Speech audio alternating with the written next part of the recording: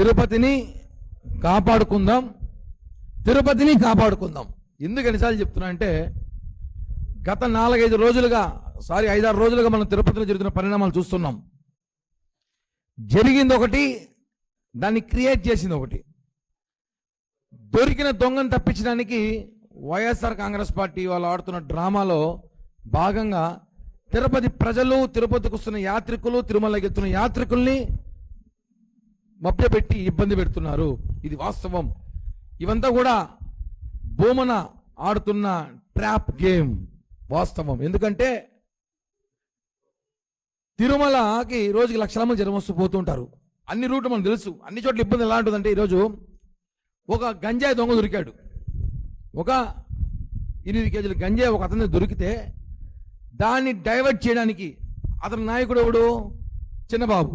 ఇక్కడున్న చిన్నబాబు, భూమన చిన్నబాబు వాళ్ళకి నాయకుడు. ఆయన దగ్గర ఉన్న ఫోటోలు, ఆధారాలు అవన్నీ కూడా మనం బయట పెట్టాం, చూపించాము. సోషల్ మీడియాలో వచ్చింది, టీవీలో వచ్చింది, కేసు నమోదు చేశారు. దాన్ని తప్పించడానికి టీడీడీ శ్రీవాణి టికెట్స్ తీసుకొచ్చారు బయటికి. శ్రీవాణి టికెట్స్ ఈరోజు కొత్తగా వచ్చింది ఏం కాదు. శ్రీవాణి టికెట్స్ అనేది జగన్ గవర్నమెంట్లో తీసుకొచ్చింది వాళ్ళే. ఆ శ్రీవాణి నిధులు ఏం చేస్తున్నారు? ఆలయాలు నిర్మిస్తున్నారు. అంటే ఇదొక దాడి, మళ్ళా ఇదొక హిందువుల మీద దాడిగా భావించాలి. ఎందుకని చెప్తున్నా అంటే అర్థం చేసుకోవాలి. శ్రీవాణి టికెట్ ద్వారా వచ్చే డబ్బుల్ని కొన్ని ప్రాంతాల్లో ఆలయాలు నిర్మిస్తుంది టీటీడీ. అది ఓర్వలేక చూడలేక శ్రీవాణి ట్రస్ట్ టికెట్ల పైన స్కీము బ్లాక్లో అమ్ముతున్నారు అంటున్నారు. అది ఎవరు చెప్తున్నాడు? మాజీ చైర్మన్ చెప్తున్నాడు. హాస్యాస్పదంగా ఉంది.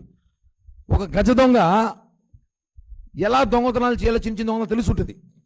పెద్ద దొంగకి చిన్న దొంగతనం ఎలా అని తెలుస్తుంది. కాబట్టి ఆయనకి చిన్న దొంగతనం ఎలా చేయాలో బాగా తెలుసు. కాబట్టి చెప్తున్నా, శ్రీవాణి టికెట్లు ఆన్లైన్లో స్కామ్ జరుగుతున్నారు. సరే, ఎలా జరుగుతుంది చెప్పండి, పట్టుకోమని చెప్పండి.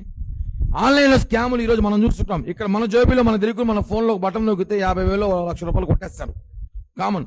గవర్నమెంట్ ఆఫ్ ఇండియాకే తెలియకుండా డబ్బులు కొట్టేస్తున్నారు. అలాంటి పరిస్థితులు, స్కాములు ఉన్నాయి. టీటీడీ శ్రీవాణి టికెట్స్ అనేది దాంట్లో పోలీసు చిన్నది, చాలా చిన్నది. అది గవర్నమెంట్ ఆఫ్ ఇండియా మొన్న ఏదో గవర్నమెంట్ కర్ణాటక, కేరళ ఎక్కడో గవర్నమెంట్ ఖజానా ఖాళీ చేయాలంటే ఒక బటన్ నొక్కితే, అలాంటిది శ్రీవాణి టికెట్ ఎక్కడో ఒకటో రెండో ఎవడో మిస్గైడ్ చేశాడు, మిస్యూజ్ అయి ఉంటుంది. లేదా వైసీపీ నాయకులతో నువ్వే టికెట్లు బుక్ చేయించి నువ్వే అమ్మించుంటావు. అది ఇష్యూ, సమస్య అది కాదు. నువ్వు ఎందుకు డైవర్ట్ చేస్తున్నావు? కేవలం నీ అనుచరుడు దొరికాడు దొంగ, అతన్ని కాపాడుకోవడానికి, నీ కొడుకుని కాపాడుకోవడానికి మీరు తిరుపతిలో శ్రీవాణి టికెట్స్, టీటీడీలో స్కాము, టీటీడీలో మళ్ళీ అని. ఏం టీటీడీకి సంబంధం ఏముంది అసలు? శ్రీవాణి టికెట్స్ ఎక్కడ, గంజాయి ఎక్కడ? నీ కుమారుడు కాపాడుకునే ప్రయత్నం, భూమన అభినయని కాపాడుకునే ప్రయత్నం చేస్తున్నారు. అతను తిరుపతి జనం ఎప్పుడో ఎలా చేశారండి? ఆ విషయం తెలీదో? 68,000 ఓట్లతో ఓడిపోయినప్పుడే తిరుపతి ప్రజలు నిన్ను ఉద్దం తెరివేశారు. ఆ విషయం తెలుసుకోకుండా మీరు ఇంకా పాకులాడుతారు. పాపం, రోడ్లు వెంబడి తింటూ, బజ్జీలు తింటూ, బోండాలు తింటూ, ఈతలు కొట్టుకుంటూ. ఇవన్నీ జనం నమ్మరు. తండ్రి అవే చేశాడు నాటకాలు, కొడుకు అవే నాటకాలు ఫాలో అవుతున్నాడు. ఈ నమ్మరు అవన్నీ తిరుపతి ప్రజలు. 68,000తో ఓడించారా నిన్ను? నువ్వు రోడ్లు వేసానన్నావు, తిరుపతి మహాదశ చూపించాన్నావు. ఇన్ని చేసిన 68,000 ఓడిపోతావు నువ్వా? చెప్పు, ఓడిపోయావు కదా. అంటే తిరుపతి జనం మిమ్మల్ని, మీ అబ్బా కొడుకులు ఉద్దనుకున్నారు, ఫిక్స్. అది మళ్ళా నువ్వు ఇన్ని చేస్తే ఏముంది? తిరుపతిలో అలజళ్ళు, గొడవలు, రోజు గొడవలు. నువ్వు ఒకటి అడుగుతున్నా, తిరుపతిలో ప్రతి వ్యక్తికి ఏదో ఒక పార్టీతో సన్నిహితాలు ఉంటాయి. ప్రతి ఇంట్లో ఎవడో ఒకడు, బీజేపీయో, సిపిఐయో, సిపిఎంఓ, టీడీపీయో, జనసేనో, వైసీపీయో, ఏదో పార్టీ, రకరకాల పార్టీతో వాళ్ళ సంబంధాలు ఉంటాయి. ఇంట్లో ఎవడికో ఒకడికి ఫ్రెండ్స్ ఉంటారు, బంధువులు ఉంటారు. ఏదో దొరికితే ఏదో చేయడం ప్రయత్నం ఏంది? ప్రతి ఒక్కరికి అక్కడ లింకులు ఉంటాయి. దానికి పార్టీ ముద్ర చేసేది.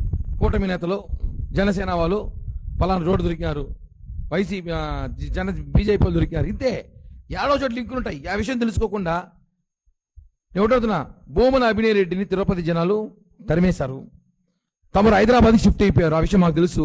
ఏదో నెలకు 3 రోజులు వచ్చేసి యాక్టింగ్ చేసి వెళ్ళిపోతున్నావు. నెలకి 3 రోజులు ఉండేది, లేదా మహా అయితే 4 రోజులు ఉంటాడు తిరుపతిలో. ఈ 3 రోజులు 4 రోజులు ఉంటాడు. ఈ 4 రోజులు ఉండి ఇక్కడ ఏమన్నా అన్ని తిరిగేసి అన్ని తీసి గొడవలు చేసి అందరి మధ్య గొడవ పెట్టేసి వెళ్ళిపోయింది. తిరుపతి ప్రశాంతత ఇబ్బంది పెట్టి వెళ్ళిపోతాడు. మళ్ళీ 26 రోజులు ఆడు ఉంటాడు, మళ్ళా 4 రోజులు ఉంటాడు. నీకు తిరుపతిలో మాట్లాడే అర్హత లేదు. ఎందుకంటే నువ్వు తిరుపతిలో ఉండి, రోజు ఉండి, ఇక్కడ ఏదో వ్యాపారాలు చేసుకుంటా ఇక్కడ ఉండి తమరు తిరుపతి ప్రజల గురించి మాట్లాడితే బాగుండు. అంతేగాని ఎక్కడో మీరుంటారు. మీ నాన్న ఏమంటే ఒకరోజు సైకిల్ ఎక్కినాడు, ఫ్యాన్ వదిలి సైకిల్ ఎక్కినాడు, అర్థం కాల సైకిల్ ఎందుకు ఎక్కినాడు, సైకిల్ దొక్కినాడు. సైకిల్ దొక్కుంటూ తమిళనాడు పోతాడేమో విజయ్ దగ్గర కూడా. అట్లాంటి పరిస్థితులు ఉన్నాయి. ఈరోజు ఒకటే చెప్తున్నాం మనం, తిరుపతిని ప్రశాంతంగా ఉంచండి. అనవసరంగా తిరుపతిలో కుల విద్వేషాలు, మత విద్వేషాలు, ఒక్కొక్కసారి వాళ్ళు చాప్టర్ తీసుకుంటారు, ఒకసారి కులం మీద దాడి చేస్తారు, ఒకసారి మతం గొడవలు పెడతారు, ఒకసారి టీడీడీ గొడవలు పెడతారు, ఒకసారి గంజాయి గొడవలు పెడతారు, ఒకసారి మహిళల గొడవలు పెడతారు. గొడవలు పెట్టే పనే తిరుపతి ప్రశాంతంగా ఉంచకూడదని ప్రయత్నిస్తున్న వైసీపీ గ్యాంగ్. ఆ గ్యాంగ్ ఎవరు ఇందాక మనం చూసాం, ఇందాక కూర్చొని పోయారు, బయటకు వచ్చారు అందరూ. వాళ్ళందరి మీద ఎఫ్ఐఆర్లు ఉన్నాయి. ఇప్పుడు ఎవరైతే మాట్లాడిన వైసీపీ ప్రతినిధులు ఉన్నారో వాళ్ళందరి మీద ఎఫ్ఐఆర్లు ఉన్నాయి, ఏదో కేసులు ఉన్నాయి. వాళ్ళు వచ్చి అభినయం మంచోడని చెప్తాడు. అదే ఇక్కడ హాస్యాస్పదం. వాళ్ళందరి మీద ఎఫ్ఐఆర్లు ఉన్నాయి. వాళ్ళు వచ్చి బయట వచ్చి అది ఎట్లాంటి ఎఫ్ఐఆర్లు తెలుసా? భూ కబ్జాలు, రౌడీయిజం. తెలుసుగా తిరుపతిలో వాళ్ళు లాస్ట్ గవర్నమెంట్ ఏం చేశారు? బెదిరింపులు, భయపెట్టడాలు, అట్లాంటి ఎఫ్ఐఆర్లు పెట్టుకున్న వాళ్ళు కూడా వచ్చి అభినయ్ మంచోడు, తిరుపతి ప్రశాంతంగా ఉండాలని కోరుకుంటున్నాడు. మేము అడుగుతున్నాం ఈరోజు అభినయ్ గారిని, మీరున్న ఇల్లు ఎవరిది? ఆ స్థలం ఎక్కడి నుంచి వచ్చింది? ఆ స్థలం ఎవరు తెలుసా మీకు?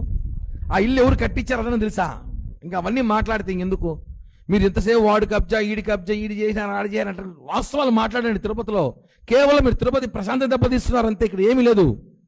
తిరుపతిలో గంజాయి దొంగ దొరికినాడు, అది ఎక్కడ అభినయ్ మీద వచ్చేస్తున్న ప్రయత్నంలో భాగంగా గొడవలు పెడుతున్నారు, టీటీడీ మీద మాట్లాడుతున్నారు.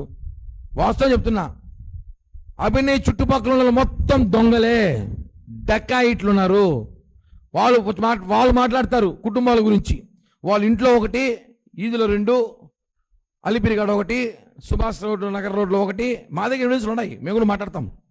మీ అనుచరుల గురించి చెప్తున్నా. మీ అనుచరులు వచ్చి మా నాయకుడు గొప్పడం కాదు, ముందు మీ పరిస్థితి చూసుకుంటారా బాబు, మీరు కూడా మాకు తెలుసు. తిరుపతిని మీరు చాలా వాస్తవంగా చెప్తున్నాను, బయట ప్రజలు మాట్లాడుకునే స్థితికి వచ్చేసారు. తిరుపతి ఏంది గంజాయి అంటే ఏంది, రోడ్ల మీద ఎక్కడ చూడు ఏదో మాట్లాడుతున్నాను. గతంలో గంజాయి అమ్ముకొని మీరు వ్యవస్థను నడిపించి కోట్లు సంపాదించిన వాళ్ళు ఈరోజు తిరుపతిలో మీరు మాట్లాడడం కరెక్ట్ కాదు. మేము ఒకటే చెప్తున్నాం, మీరు ఎంత తగ్గిస్తే మీ అరాచకాలు అంత మంచిది.